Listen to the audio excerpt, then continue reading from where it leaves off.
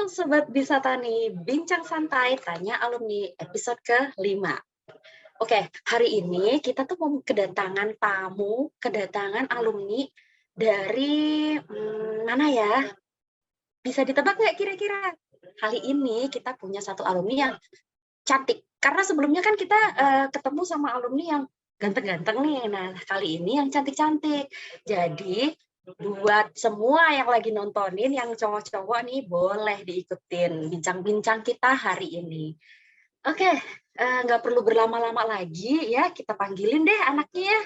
Anaknya, kita panggilin deh si cantik ini. Ayo Dea, silakan masuk. Halo Bu. Hai Dea, apa kabar? Baik Ibu. Kita pernah ketemu ya Dek, waktu itu kan saya pernah jadi pengawas di kelas kalian ya? Iya, Oke. Ibunya baik. Iya. Baik dikasih nyontek gitu, enggak kan? Iya Dea, lagi sibuk apa sih sekarang Dea?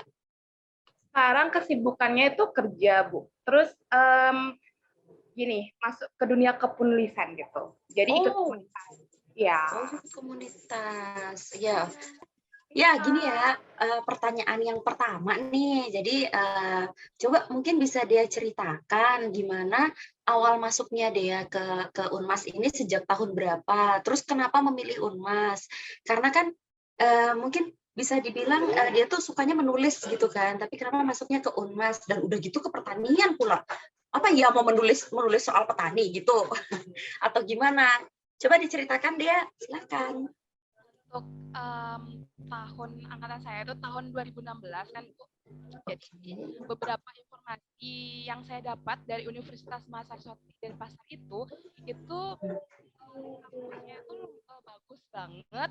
Jadi menurut penelitian dosen itu bagus, bahkan kalah sama universitas negeri yang saya dengar gitu. Jadi saya tertarik untuk masuk Unmas Denpasar khususnya pertanian dan bisnis. Jadi saya mau menambah skill baru gitu. Apa sih itu agribisnis gitu? Saya sebenarnya awalnya penasaran itu sama jurusan agribisnis itu gitu. Makanya saya masuk ke agribisnis gitu. Oh, jadi awal-awal karena penasaran. Iya, bisa.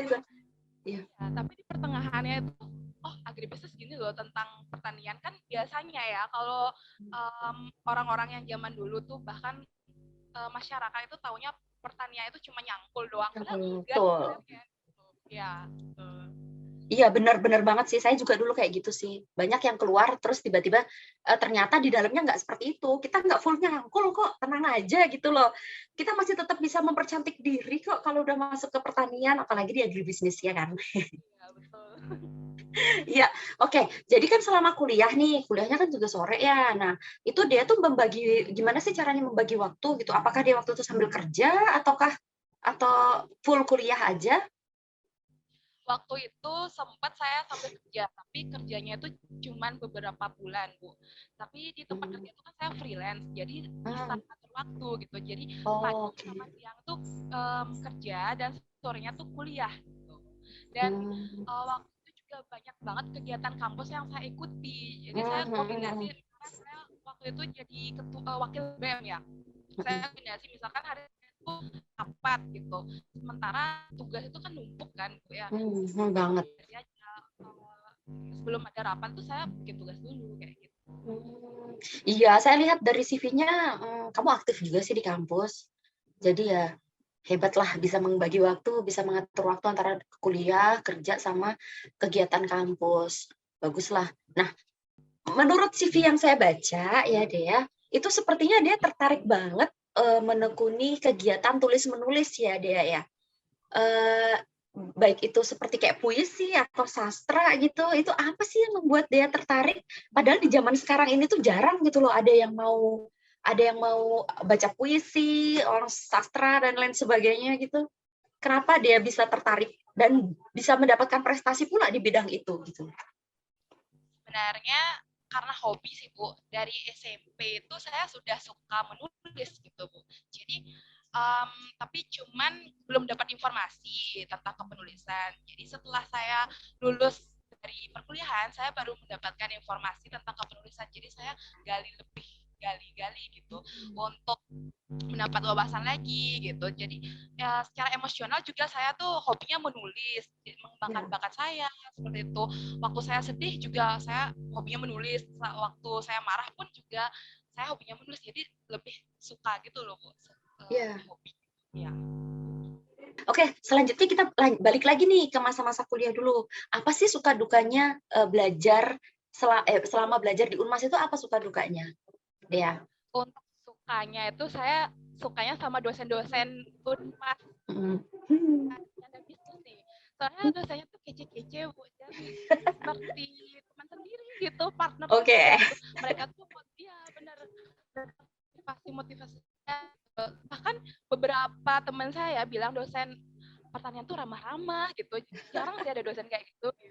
Terus di samping itu menambah pengalaman juga, menambah wawasan. Dan dengan saya mengikuti kegiatan-kegiatan di kampus itu, saya juga tahu jadinya setelah lulus, oh jadi gini ya kegiatan itu gitu. Apalagi saya kan sempat lulus PKM ya Bu ya. Jadi beberapa dosen tuh motivasi saya banget gitu. Pokoknya betul. Iya betul. Terus untuk dukanya itu pasti ada Bu. Untuk dukanya semester 7 waktu itu saya sampai masuk rumah sakit sih karena banyak kegiatan yang saya ambil. Jadi saya stres tuh mikirin kegiatan A, B gitu kan. Ya udah jadinya gitu. Iya. Oh ya ampun. Sampai tepar ya jadinya. Ya ampun. Lagi. Oh, tapi itu memang benar sih kalau skripsi itu sudah gitu pada numpuk semua kerjaan ya, emang kayak gitu sih.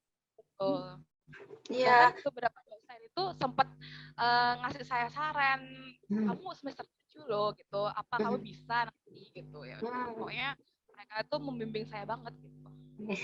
Syukurlah. Kuliah lagi dong kalau gitu ke Unmas. Kuliah lagi lanjut. Oke, lanjut ya. Ini dilihat dari CV-nya, terus dia tuh juga pernah punya usaha ya waktu selama kuliah gitu. Ya, coba bisa diceritakan mungkin beberapa usahanya dia tersebut. Aku sempat baca sih ada 2 ya, kayaknya kalau nggak salah. Yang pertama itu waktu perkuliahan itu kan diajar beberapa strategi marketing ya sama satu dosen. Jadi saya tertarik nih buat buka usaha. Saya kan suka beli masker organik gitu kan. Awalnya saya pikir kok saya beli aja, ya udah cobain aja jualan gitu. Siapa tahu bagus. Dan hasilnya ternyata saya jualan itu masker organik itu gitu. Dan waktu itu kebetulan saya sempat jualnya lancar gitu. Nah, habis setelah itu saya rehat dulu bentar. Habis itu saya jualannya tentang apa ya, snack-snack itu, keripik singkong kayak gitu. Jadi saya partner kerja itu adik tingkat gitu. Oh gitu. Berarti kamu online gitu ya jualannya? Betul Bu, online. Cuman karena dampak COVID ini saya rehat dulu gitu. Ya udah gitu. Cari peluang baru lagi gitu. Oh iya benar. Iya bagus sih. Itu buat mengisi waktu sih buat apalagi mahasiswa ya waktu itu kan.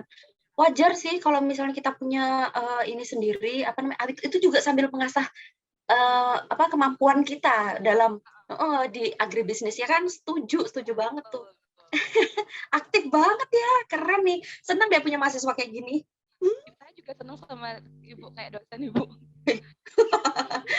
Ketawa mulu ya. Iya, ketawa dulu.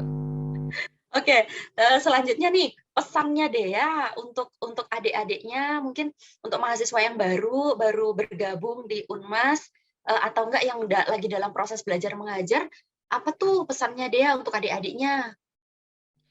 Pesan saya itu pinter-pinter membagi waktu, jangan sampai misalnya nih ada beberapa mahasiswa kan yang harus banting tulang ibu gitu demi dirinya sendiri, demi orang tua. Jadi kalian harus utamakan dulu kepentingannya apa nih nomor 1. Kalian boleh kerja, cuman jangan sampai perkuliahan itu di nomor 2-kan gitu. Nah untuk yang dibiayai oleh orang tuanya jangan sia-siakan kesempatan itu gitu. Kadang ada ya beberapa mahasiswa itu seperti dulu-dulu ngaku bayar SPP segini, dia nambahinnya 6 juta atau lebih gitu kan.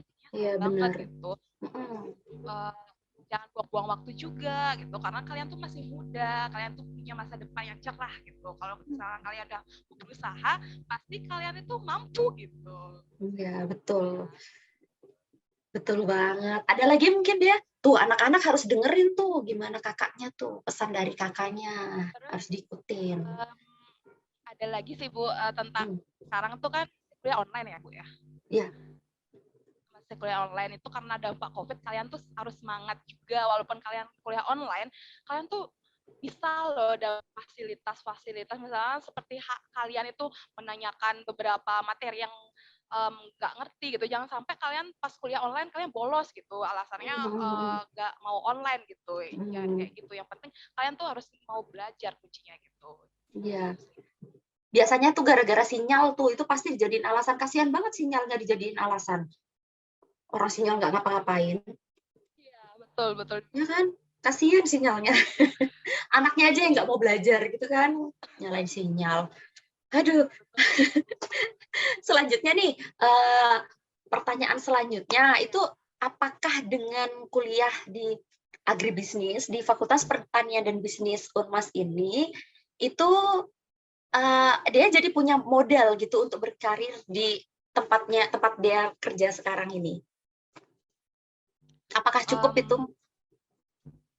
Sebenarnya cukup, cuman saya maunya sih lanjut Bu untuk ke jenjang lebih tinggi lagi gitu. Oh gitu, mau S2 berarti ya? Iya, pasti rencana aja sih, doain ya Bu ya. Ya pasti, pokoknya saya ngedoain yang mau maju-maju terus tuh, mau yang kuliah lagi tuh, itu semangatnya sungguh bagus sekali, sungguh hebat sekali, dan saya appreciate itu.